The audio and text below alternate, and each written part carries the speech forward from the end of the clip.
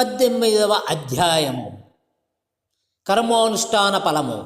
వశిష్ఠుడు, జనక మహారాజా, మనిషిగా మారిన ధనలోభి అనే బ్రాహ్మణుడికి అంగీరస మహాముని కర్మానుష్ఠాన ఫలములను గురించి వివరంగా చెప్పాడు. ధనలోభి: అంగీరస మునీంద్ర, మీ దర్శనము వలన నేను ధన్యుడినయ్యాను. నేను మహాపాపిష్ఠుడిని. ఆ కారణంగానే అనేక జన్మలు ఎత్తిన తరువాత ఇప్పుడు ఈ మహా అరణ్యంలో వృక్షాన్నై పడి ఉన్నాను. మీ దృష్టి నాపై పడినందువలననే నేను దీపస్తంభంగా ఉపయోగపడడానికి దేవాలయానికి తీసుకుని రాబడ్డాను. ఆలయం ముందు దీపస్తంభంగా ఉంచబడ్డాను.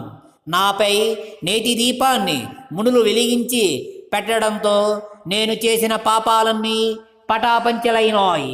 మానవ రూపం లభించింది. ఇంతటి పుణ్యఫలము లభించిన నన్ను మీ శిష్యునిగా స్వీకరించండి. కర్మలు చేయడం వలన కలిగే ఫలితాలను గురించి తెలియజెప్పి నన్ను కృతార్థుని చేయండి అని ప్రార్థించాడు. ఓ పునీత పురుషుడా, శ్రీ మహావిష్ణువు ఆషాఢమాసంలోని శుద్ధ ఏకాదశి నుండి శ్రీలక్ష్మీ సమేతుడై పాల సముద్రంలో ఆదిశేషుని పడకగా చేసుకుని శయనిస్తాడు. మళ్ళీ కార్తీక శుద్ధ ద్వాదశి నాడు నిద్రలేస్తాడు. ఈ 4 మాసాల కాలానికి చతుర్మాస్యం అని పేరు. ఈ 4 నెలలు హరిని జ్ఞానించడం, పూజలు, వ్రతం చేయడాన్ని చతుర్మాస్య వ్రతం అంటారు. చతుర్మాస్యం కాలంలో శ్రీహరి ప్రీతి చెందడం కోసం చేసే స్నానదాన జప సత్కార్యాలు అన్నీ సత్ఫలితాలను కలుగజేస్తాయి. ఈ సంగతి నేను మహావిష్ణువు ద్వారా తెలుసుకున్నాను.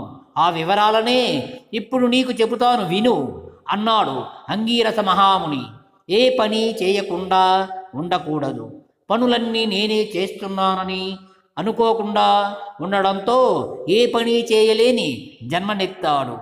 ధనలోభిలా కాకుండా ఉండాలంటే ఎవరెవరికి ఏ పనులు శాస్త్రం చేయమని చెప్పుతుందో వాటిని తప్పనిసరిగా చేస్తూనే ఉండాలి. అన్నం కడుపు నిండే వరకు ఎలా తింటున్నామో అలా జ్ఞానం కలిగేదాకా పనులు చేస్తుండాలి. అక్కడ ఉన్నవారందరికీ చతుర్మాస్య వ్రతాన్ని గురించి, దానిని శ్రీహరి ఉద్దేశించిన సందర్భం మొదలైన విషయాలను అన్నింటినీ వివరంగా విశదీకరించాడు.